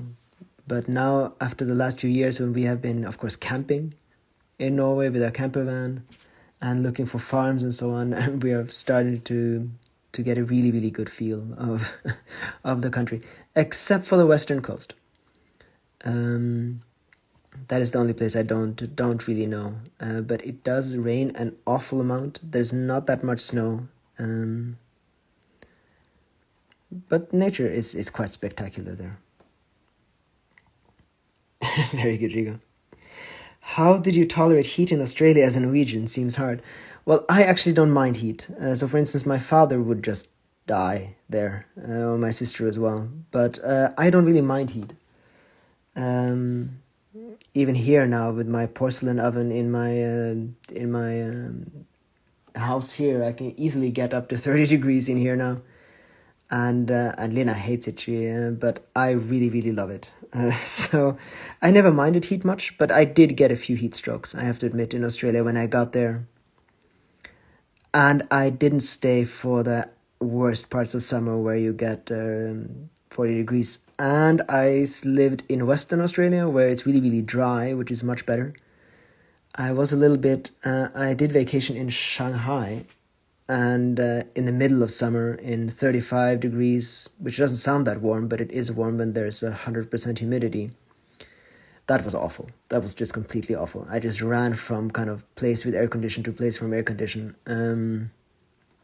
That I didn't like. So humidity is something that I don't know. Not very familiar with as a Norwegian, and that was difficult. So Australia is not that bad. It's the tropics that is difficult. As an Honduran, having 30 plus Celsius all year, oh my god. It's awful. Even though we have a lot of beaches, we don't take advantage of, because I don't like beaches. I get that. Did you encounter any scary animals in Australia? No, we did. Did find a big spider in someone's room at one time. That was a bit scary. But otherwise, I lived in the city, so I didn't really see any scary animals. I just heard stories of scorpions and spiders and so on. And I did see someone in the hospital being bitten by a redback spider, a black widow cousin, which was awful. But I didn't really encounter many wild animals there, any scary animals. No, not really. Cold weather is 20 Celsius. Well, then 30 minus is going to be a bit of a shock. But it's probably a lot less bad than you think.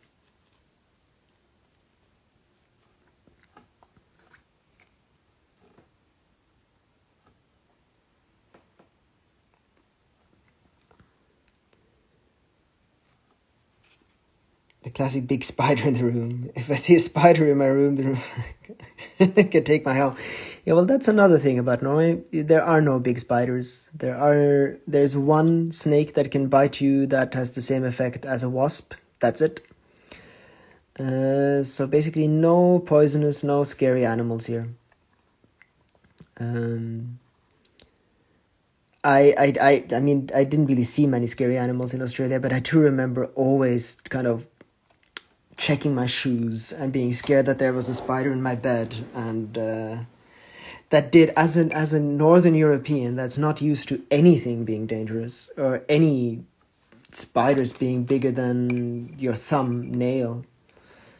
It was quite an experience to have these things around. That was definitely an adjustment.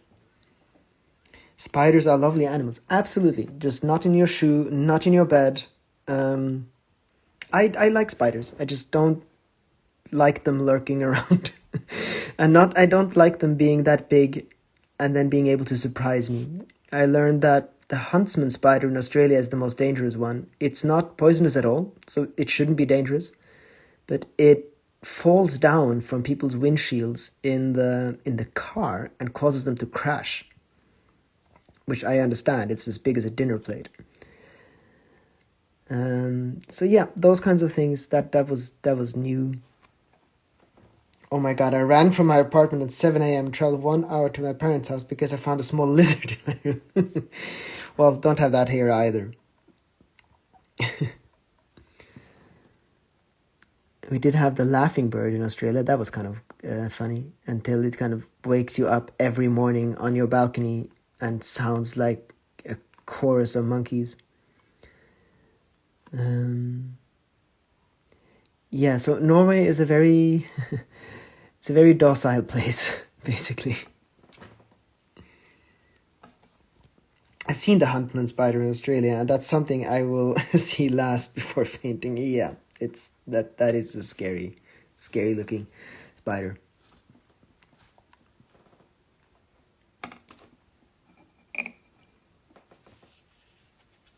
That's a kookaburra, absolutely. The kookaburra we did have in Western Australia as well. That is just a riot of a bird. Just the most insane laugh I have ever heard.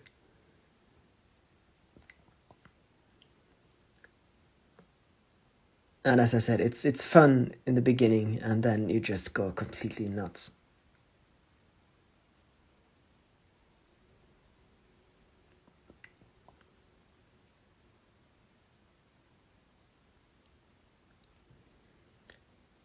And then I remember walking in the forest on the other side in Cairns, in a city close to the jungles in Australia, and then seeing these signs of the dangerous emus, and that did freak me out quite a bit, but I didn't see any. I think animals that you're not familiar with, that's always the most scary thing. So I remember in Germany being freaked out by the wild boars that just make the most insane sounds when you walk home at night. And you can just hear these see the black forest next to you and just hear grunts, and the entire forest just seems to be alive, and not knowing how a wild boar works, I was just freaked out. And I think it's the same in any country you are. If you don't know the animal, if you're not familiar with it, it's going to be scary.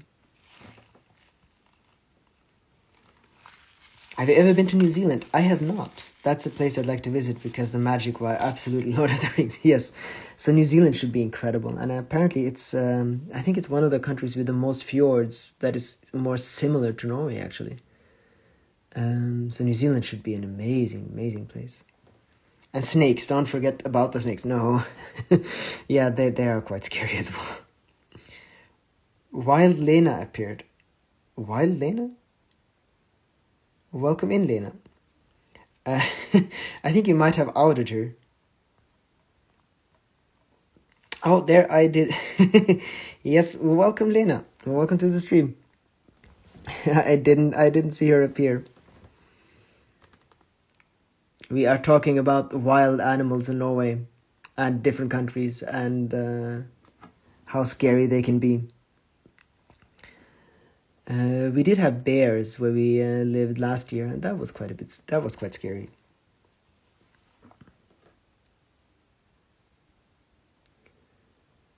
And as I said, yeah, I think the animals that you don't know, and we talked about, for Lena's information as well, we were discussing if moose, for instance, are dangerous. But I have never heard of a moose attacking, and so yeah, I think the unknown is the scariest. I was making a reference to Pokemon since she's your girl. Oh, well, I don't know Pokemon very well. Where either of you catches the other one with a Pokemon ball. Why? Well, that did go past me. You have to know your audience, Rigo. We did have Pokemon in my school, but there was such a small little forest school that we didn't know the rules, so we just traded the cards, but we had no idea what that actually was, and what we were supposed to do with them.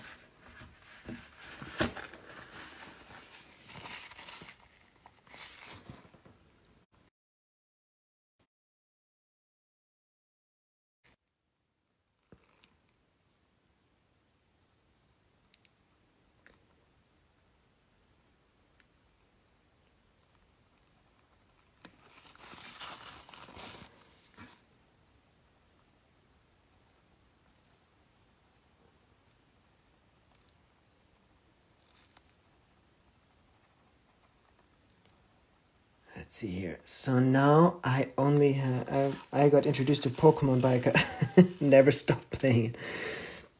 Oh, we should probably have had some people from the outside telling us what that was.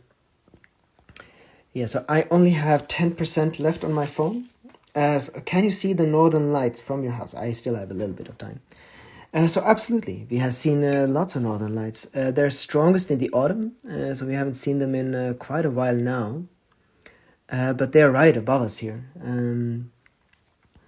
And we live in an area which is, well, there's basically, there are very, very few people around, and we don't have any big cities or any light pollution here, so we have seen amazing northern lights just right above us. Thank you, Canberra. So yeah, we absolutely see the northern lights here. We had an amazing northern lights in the autumn.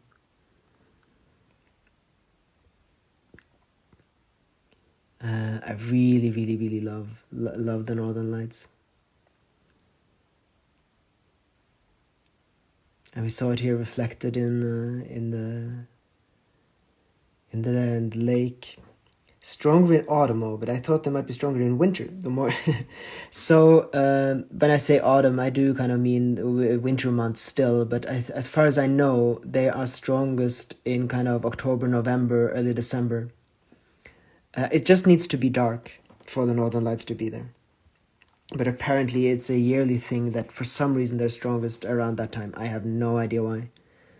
But it's from my experience as well, and we've seen the northern lights were stronger this autumn, but they can be in the middle of winter. They can be strong now, even in March. So I think Northern Lights season kind of ends kind of beginning of April. It's been interesting watching how to bring the landscape to life. We've actually seen quite a bit here now from this landscape. So once we kind of start getting into different topics and so on, that I kind of forget that I'm painting. I'm just walking around here, but it's and at some point it just actually turns into something. Paintings almost transport me into fantasy worlds. That is wonderful. That is especially now with the theme. Such a cozy mood here always. I agree, Lena. I hope we'll see the Northern Lights again soon. I hope so too. I miss them now. It's been a little while. But it's been so cold too, and sometimes in the middle of winter with 20 minus, you kind of hope that it's not going to be too strong. I haven't mentioned this because the other interesting conversations with you, but the faint stream in the mountains left is really cool. So this one? Oh, left. The faint stream in the mountains on the left. This one? I actually do have to make the streams a bit stronger. But now that you say it's good that they're faint, I'm a bit hesitant. The mountains become 3-dimensional. Very good. That I am glad that they are. Lena, your last video was really lovely to watch. Really fun too. I really loved the last video from Lena as well. Before you finish the live, I would like to say really enjoyed the live and the chat. Thanks, Joachim. Maybe one day I will meet you and Lena while traveling in Norway. Oh, I'm sure you will. Thank you. I really enjoy the chat as well, and I really enjoy these live streams. And yeah, my battery is about to run out, so we do have to kind of start to say our goodbyes here. And I'm really glad you liked the last video. I think Lena, they're just getting more and more magical. I often find that the videos that Lena are making are actually the way I see the time that has been. So the videos kind of show the time that has been to me again, and then kind of become the memories of that time.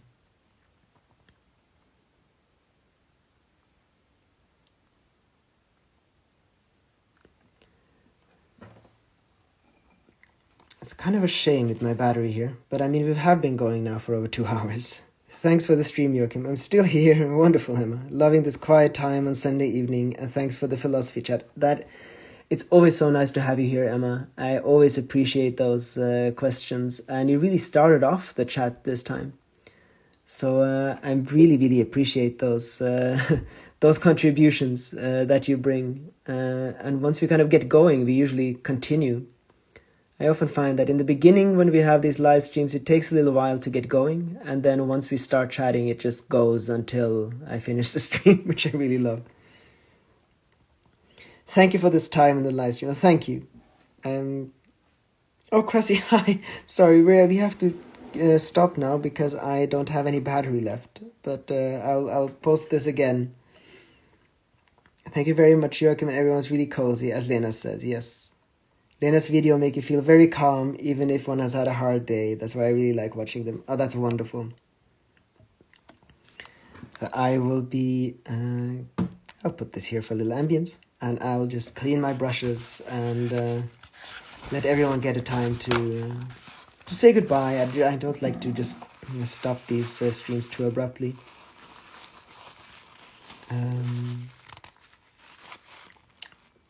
I will be here until Joachim tells us to go. Kind of the last call in the pub. Oops, I forgot it's Sunday. All right, Cressy, next time.